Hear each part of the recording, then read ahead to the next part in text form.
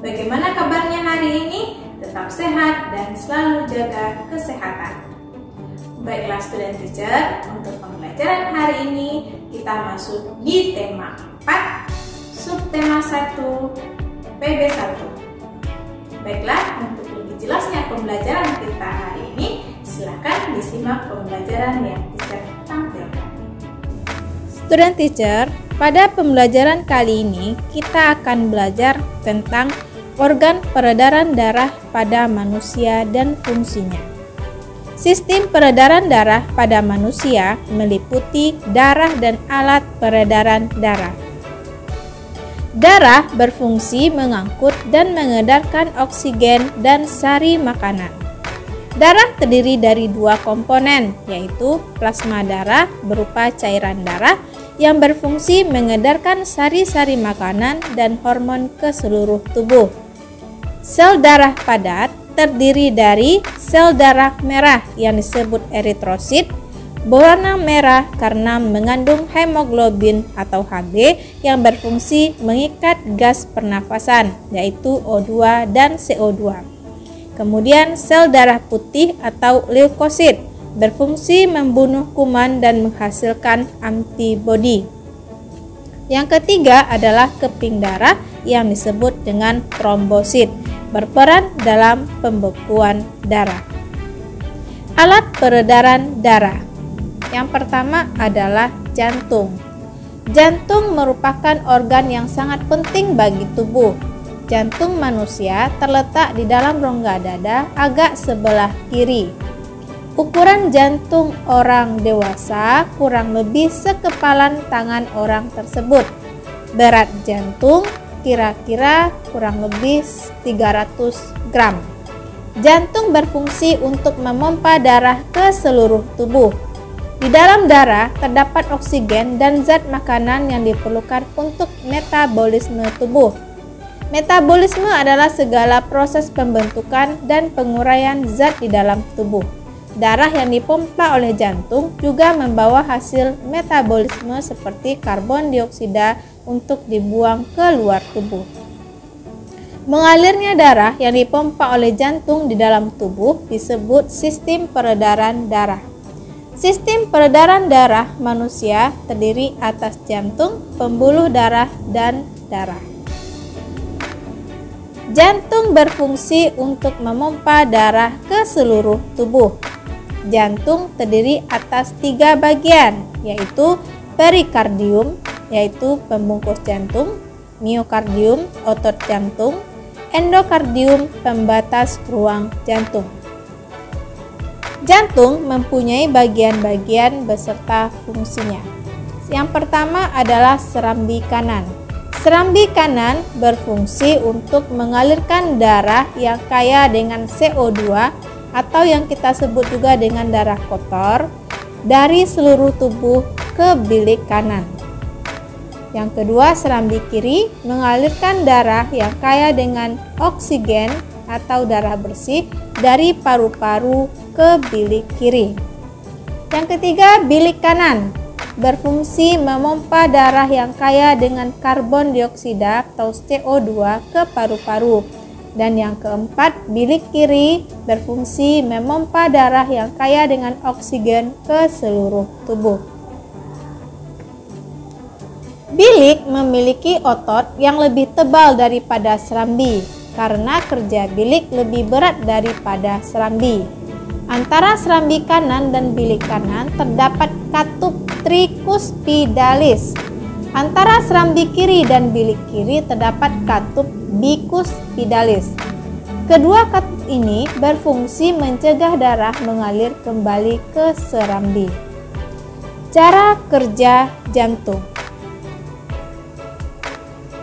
Caranya dengan melakukan proses kontraksi atau menguncup dan relaksasi atau mengembang secara berulang-ulang. Ketika serambi berelaksasi, darah dari seluruh tubuh masuk ke serambi kanan, sedangkan darah dari paru-paru masuk ke serambi kiri. Ketika serambi jantung berkontraksi, darah dari serambi kanan masuk ke bilik kanan, sedangkan darah dari serambi kiri masuk ke bilik kiri. Pada saat bilik jantung berkontraksi, darah dari bilik kanan menuju paru-paru, sedangkan darah dari bilik kiri menuju ke seluruh tubuh. Pada saat jantung mengembang, darah akan masuk ke jantung. Akibatnya tekanan darah menjadi rendah yang disebut dengan diastole. Pada saat jantung menguncup, darah akan dipompa dari jantung. Akibatnya tekanan darah menjadi tinggi yang disebut dengan sistole.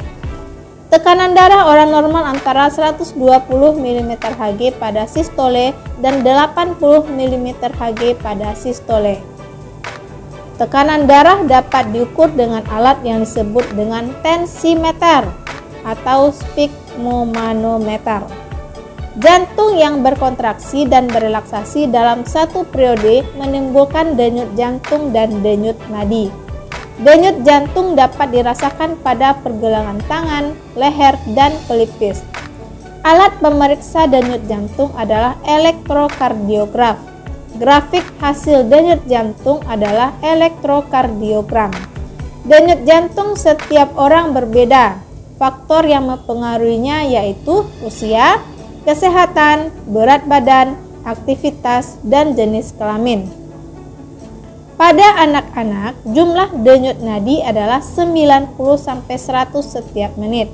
Pada orang dewasa, jumlah denyut nadi adalah 70-80 setiap menitnya. Yang kedua adalah pembuluh darah.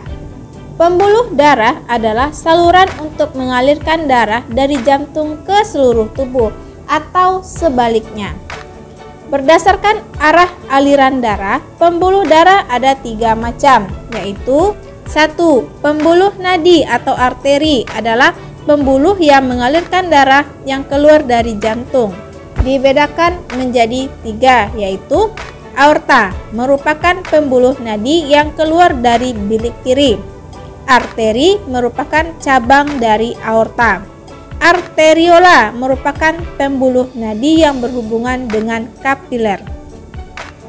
Yang kedua, pembuluh balik atau vena adalah pembuluh yang mengalirkan darah menuju jantung yang terdiri dari 3 macam, yaitu 1. Vena cava merupakan pembuluh vena yang mengalirkan darah dari seluruh tubuh ke jantung melalui serambi kanan.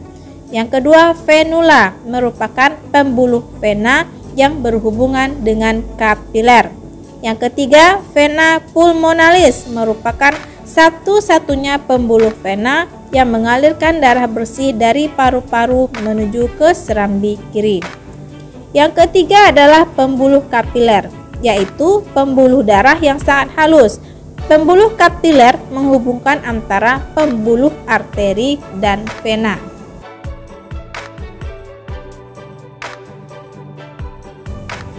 Ciri-ciri dari arteri dan vena adalah untuk arteri, dinding pembuluhnya tebal dan elastis, sedangkan vena tipis dan tidak elastis. Sedangkan arah aliran arteri adalah dari jantung menuju organ. Letak arteri berada di dalam jauh dari permukaan kulit, sedangkan letak vena dekat permukaan kulit. Aliran darah arteri adalah cepat, sedangkan aliran darah vena lambat. Denyutan arteri itu terasa, sedangkan denyutan vena tidak terasa. Arteri mempunyai katup 1 di dekat jantung, sedangkan vena katupnya di sepanjang pembuluh.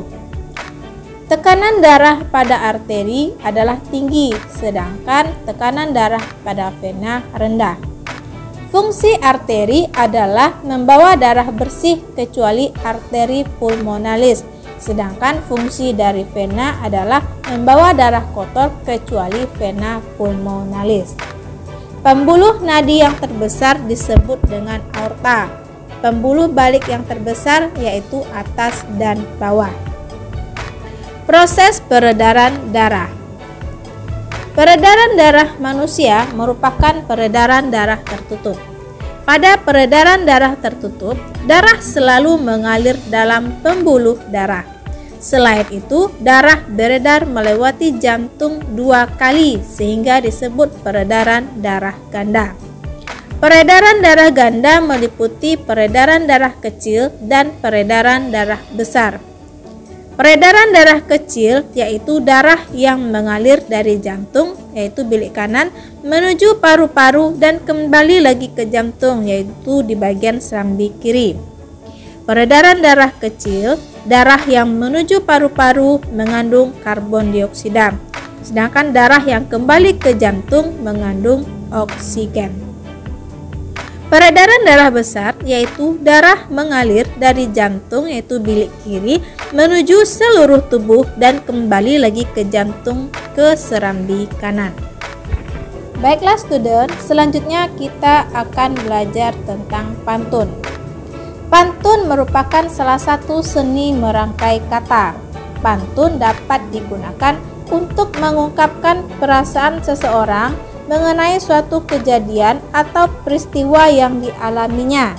Pantun juga merupakan salah satu bentuk puisi Indonesia, yaitu Melayu. Akan tetapi, pantun memiliki ciri khas sehingga berbeda dengan bentuk puisi lama.